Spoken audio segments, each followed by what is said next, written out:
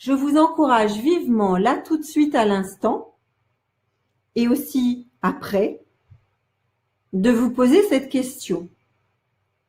Qu'est-ce qu'on a dit de moi? Qu'est-ce qu'on disait de moi quand j'étais enfant? Quel petit nom, surnom est-ce qu'on m'a donné?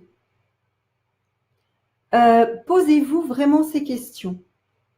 Et aussi, par exemple, revenez visiter, recontacter votre enfant intérieur, regardez à quoi vous aimiez jouer. C'est vraiment très important pour vous, pour nous tous, de reconnecter notre enfant intérieur.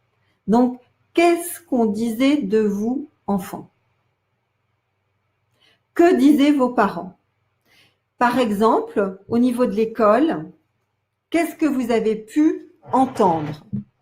Est-ce que vous aviez 16 sur 20 et est-ce qu'on vous a dit « Oui ». Et ta copine, elle a eu combien? 17? Ah oui. Eh ben oui. Voilà. Ce qui peut induire que vous devez être premier, sinon rien. Par exemple. Donc, allez aussi regarder l'écolier que vous étiez et qu'est-ce qu'on vous a dit? Est-ce que vous étiez peu doué pour les études? Il y a énormément de personnes qui ont une étiquette qui dit « je suis bête »,« je suis nulle » et qui ont récupéré ça, c'est-à-dire qu'ils en ont fait un accord. On s'accorde avec les mots. Alors parfois ce sont des mots et parfois ce sont des comportements parentaux ou des comportements de notre entourage ou de l'école qui nous font croire que nous sommes bêtes ou pas à la hauteur ou pas dignes de confiance, etc., etc. J'ai rencontré un dirigeant à qui vraiment on avait martelé qu'il devait être premier, sinon rien.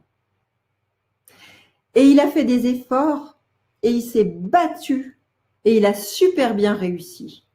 Mais vraiment, vraiment, il est arrivé à bâtir une entreprise magnifique.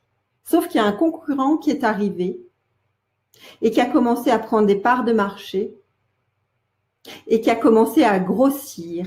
Et cette injonction premier sinon rien, eh bien, lui a fait faire n'importe quoi. Il était prêt à dépasser la loi, à se mettre en danger parce qu'au fond de lui, il y avait inscrit et il s'était accordé à cela premier sinon rien.